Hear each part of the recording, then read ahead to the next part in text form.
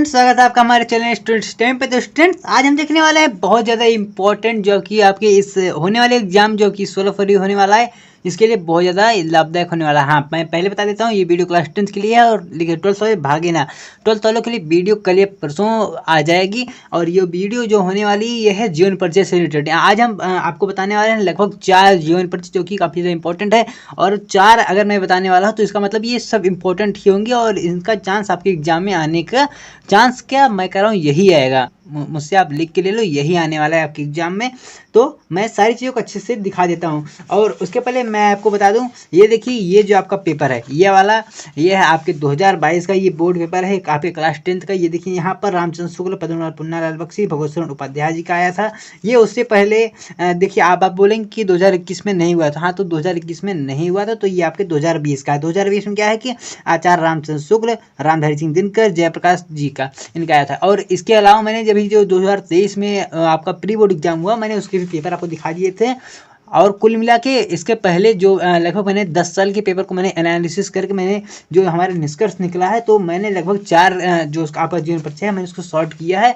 और ये आपके लिए काफ़ी ज़्यादा इंपॉर्टेंट होने वाला है वीडियो। तो सबसे पहले जिसका नाम आता है वो आपके जयशंकर प्रसाद जी हैं, जिनको हम बहुत ही अच्छे से देखने वाले हैं, समझने वाले हैं। तो आइए हम शुरू करते हैं आज की वीडियो। उससे पहले स्टूडेंट्स देखिए, सारी चीज़ों को लिखने में और इसको मतलब जो उसका सोर्स इकट्ठा करने में मुझे बहुत ज़्यादा टाइम लगा, तो उसके लिए आप वीडियो को एक लाइक और एक शेयर जरूर करिएगा। तो आइए शुरू कर देते हैं। तो देखिए, सबसे पहले हम जीवन परिचय को देखने वाले हैं। देखिए, लिखने का मैं आपको तरीका बताते चलता हूँ कैसे कैसे लिखना। देखिए, इससे आपका नंबर थोड़ा सा इंक्रीज हो जाएगा।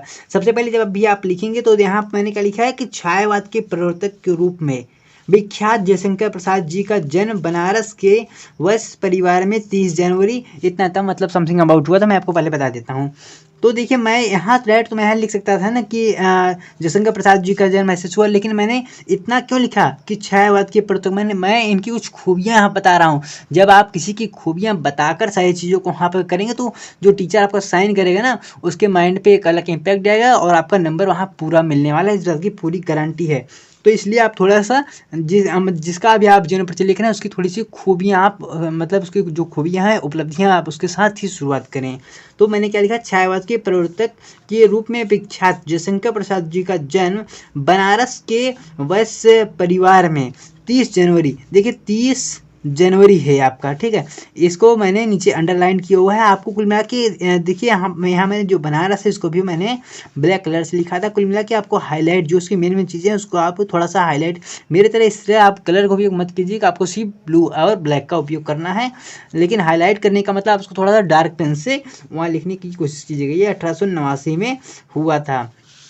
और इनके पिता का नाम इनके आप यहाँ पिता का नाम लिख सकते हैं, लेकिन देखिए, मैंने चीज़ों को थोड़ा शॉर्ट करके मतलब आप कम शब्दों में अधिक नंबर पा सकते हैं। मैं इस विचार से मैंने सारी चीज़ों को लिखा हुआ। तो इनके पिता का हिंदी साहित्य के प्रति अनुराग था, अर्थात प्रेम था, जिसके प्रभाव से प्रसाद जी ने मात्र 9 वर्ष की आयु में एक कविता की रचना की।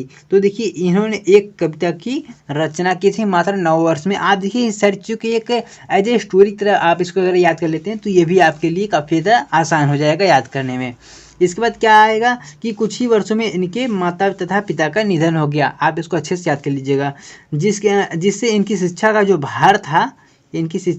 भार था, इसको आप यहाँ हटा देते हैं, इनके बड़े भाई पर आ गया। और बाल्यावस्था में ही स्वाध्याय से इन्होंने हिंदी, फारसी, अंग्रेजी, उर्दू आदि का इन्हें बहुत अच्छी तरीके से ज्ञान हो गया। जब इनके भाई पे भार आ गया था तो हुआ यह था, स्टोरी में देखिए, पूरी स्टोरी में अगर आपको बता दूं तो हुआ यह था कि इनकी शिक्षा पूरी नहीं हो पाई थी, ठीक है, अच्छी तरीके से।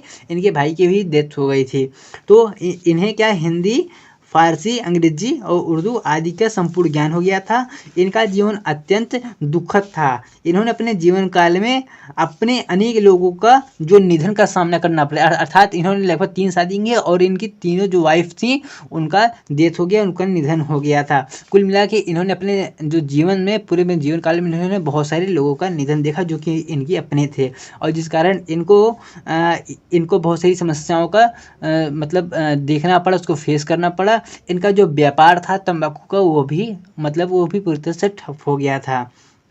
और इनका निधन 1937 में हो गया। तो कुछ इस प्रकार से आप शॉर्ट तरीके से लिख सकते हैं। और अंत में आपको रचना इनकी एक लिखनी होती है। आप टेंस में हैं, आपको एक ही लिखनी है। मैं यहाँ पर 3 इसलिए लिख दिया हूँ ताकि आपको इसमें से जो भी याद हो जाए। जैसे यहाँ पर मैंने आंसू लिखा है, लहर लिखा है और झरना, यहाँ मैंने 3 लिख दिया है। आपको जो भी इसमें से याद हो आप उसको लिख सकते हैं। आंसू काफ़ी छोटा शब्द है, आप इसको याद कर सकते हैं। लहर, झरना, जो भी आपको अच्छे से मतलब याद हो जाए उसको आप लिख देंगे। तो लगभग हमने 3 मिनट में इसको देख लिया। तो अगले 3 मिनट में भी हम जल्दी से रामचंद्र शुक्ल जी को देख लेंगे। हाँ, तो रामचंद्र शुक्ल जी भी बहुत ज़्यादा इंपॉर्टेंट हो जाते हैं। तो इनका भी एग्जाम में मैं कह रहा हूँ कि यही आएंगे। अरे आप मान लीजिए ना, यही आएंगे। जो मैं बता रहा हूँ 4 लोगों का, आप सिर्फ इन्हीं लोगों अगर आप याद कर जाते हैं तो पक्का यही आएगा।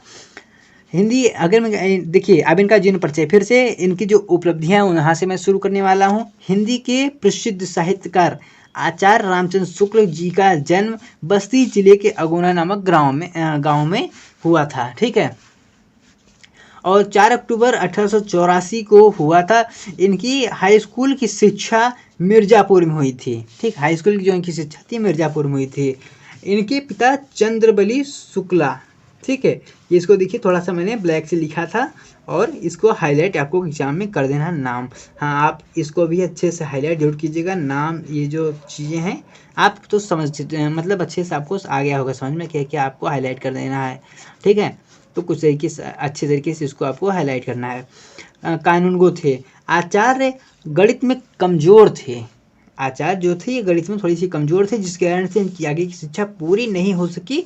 लेकिन हिंदी, बांग्ला, संस्कृत तथा अंग्रेजी का ज्ञान में निपुण थे। इन्हें बहुत अच्छी तरीके से, जब इनकी मैथ कमज़ोर थी तो, लेकिन जो इनकी अन्य विषय था उस पर इनका जो बेस था वो अच्छे से मजबूत था। जैसे आप लोग का बहुत अच्छे से मजबूत है, लेकिन आप लोग का मैथ भी तेज़ है। तो इस बात पे एक लाइक कर दीजिए।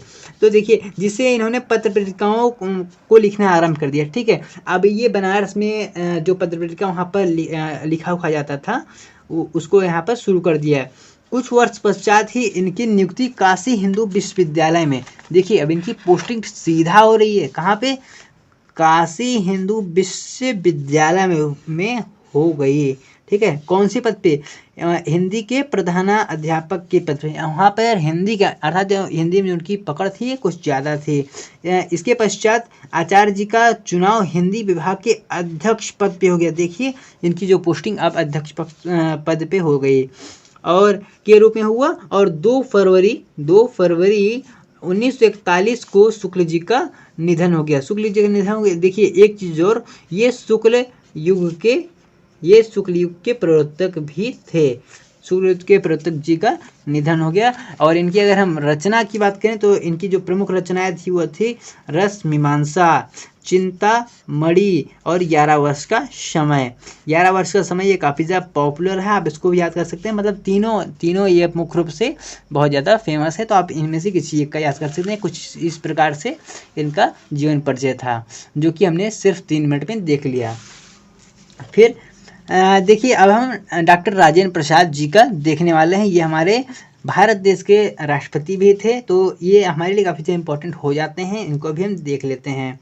तो इनका जीवन परिचय क्या है कि भारत रत्न से सुशोभित, देखिए भारत रत्न से सुशोभित, मतलब इनकी ये उपलब्धि बहुत ही बड़ी है। ठीक है, डॉक्टर राजेंद्र प्रसाद जी का जन्म 3 दिसंबर 1884 को बिहार के छपरा जिले में हुआ। इनकी जो प्रारंभिक शिक्षा के दौरान से ही प्रसाद जी मेधावी छात्र थे। ये बहुत ज़्यादा ही मेधावी छात्र थे, अर्थात ये हमेशा फर्स्ट आते थे। सदैव परीक्षाओं में प्रथम स्थान पाते थे। और प्रारंभिक शिक्षा के बाद, इनकी जो प्रारंभिक शिक्षा हुई उसके बाद ये कलकत्ता विश्वविद्यालय से इन्होंने एमए किया। एमए इन्होंने कहाँ से किया, कलकत्ता विश्वविद्यालय से किया। मुजफ्फरपुर के एक कॉलेज में कुछ समय तक अध्यापक के पद पर ये रहे। ठीक है, ये अध्यापक के पद पर भी रहे हैं। और सन 1941 से 1920 तक ये पटना की कोर्ट में इन्होंने वकालत की थी। आप चीज़ों को एक बार अच्छे से याद करते चलिए। परंतु गांधी जी के प्रभाव से इन्होंने वकालत छोड़ दी, अर्थात गांधी जी ने उसमें जो आज़ादी का जो आंदोलन था और बहुत सारे जो उनके जो आंदोलन चल रहे थे बहुत सारे जो आंदोलन चल रहे थे उसको उन्होंने शुरू कर दिया था, तो उनके प्रभाव से इन्होंने वो क्वालत को छोड़ दिया और स्वतंत्रता आंदोलन के हिस्सा बने।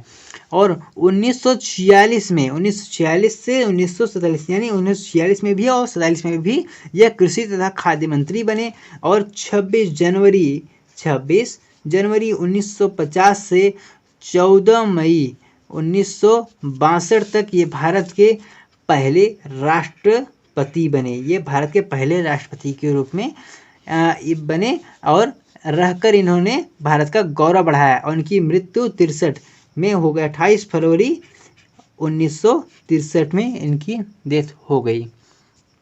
तो कुल मिला के यह कुछ इतना ही था। मैं आपको दिखा देता हूँ, ये आपके लिए काफ़ी ज़्यादा इंपॉर्टेंट हो जाता है। मैं आपको दिखा देता हूँ ताकि आप अगर आप इसका स्क्रीनशॉट लेना चाहें तो आप इसका स्क्रीनशॉट भी ले सकते हैं। मैं कुछ इस प्रकार से सारी चीज़ों को एक बार आपको दिखा देता हूँ और ये इम्पोर्टेंट हो जाते हैं। और इसके पहले भी जो हमने आपको दिखाया है वो भी इम्पोर्टेंट हो जाते हैं। अब इनकी हम रचना की बात करें तो मेरी ये आत्मकथा, ये इनकी पॉपुलर रचना है। मेरी यूरोप यात्रा और गांधी जी की देन, जो मैं तीन जो मैं लाया हूँ इनके ऑप्शनल में, ये सभी के सभी अपने में बहुत ज़्यादा इंपॉर्टेंट हो जाते हैं। तो कुछ इस प्रकार से था। और अब हम चौथे का जो हमारा अंतिम होने वाला है उसको भी हम देखने वाले हैं। और अंत में आ जाता है रामधारी सिंह दिनकर जी का नाम, जो कि अपने में बहुत ज़्यादा इंपॉर्टेंट हो जाने वाले हैं। तो आइए हम इनका भी जल्दी से देख लेते हैं। क्या है कि पद्म भूषण से अलंकृत मतलब सम्मानित प्रसिद्ध साहित्यकार, ये अर्थात ये साहित्यकार, प्रसिद्ध साहित्यकार दिनकर जी का जन्म 30 सितंबर 1908 में हुआ। 1908 में बिहार राज्य के मुंगेर जिले में हुआ। प्रारंभिक शिक्षा तथा उच्च शिक्षा पूरी करने के पश्चात, इनकी प्रारंभिक तथा उच्च शिक्षा पूरी करने के बाद इन्होंने माध्यमिक शिक्षा विद्यालय में, इन्होंने एक सरकारी जो इनकी माध्यमिक शिक्षा विद्यालय थे वहाँ पे इन्होंने प्रधानाध्यापक का पद संभाला। और सरकारी शिक्षा क्षेत्र में आते ही जैसे इन्होंने मतलब सरकारी नौकरी ग्रहण की, बिहार विश्वविद्यालय के हिंदी विभाग के अध्यक्ष ये बन गए। देखिए डायरेक्ट इसे कहते हैं और यह हिंदी विभाग के जो उनके अध्यक्ष पद हैं उसका पद इन्होंने संभाला। और 1952 में ही इन्हें भारतीय संसद का सदस्य मनोनीत अर्थात चुना गया।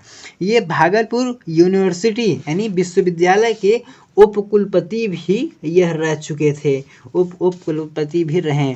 इन्हें ज्ञानपीठ पुरस्कार, अब देखिए इनके पुरस्कारों की अगर आप वहाँ अच्छे से विख्यात कर देते हैं, अच्छा मतलब अगर आप अच्छे से वहाँ एक्सप्लेन कर देते हैं तो आपको नंबर मिल सकते हैं बहुत अच्छे से।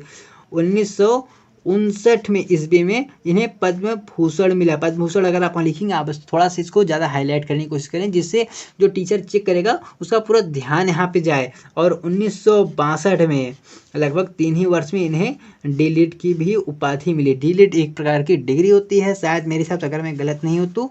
अगर मैं गलत हूँ तो इस बारे में आपने कमेंट करके बताइएगा आखिर इसका सही आंसर क्या होगा, डीलिट क्या है।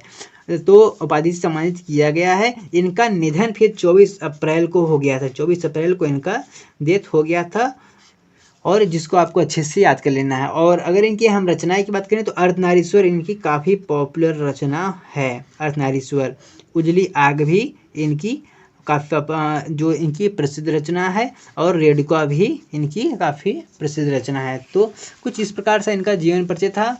और हमने आज सिर्फ गद्य का देखा, पद्य की जो वीडियो है वो भी जल्दी आपके सामने आने वाली है।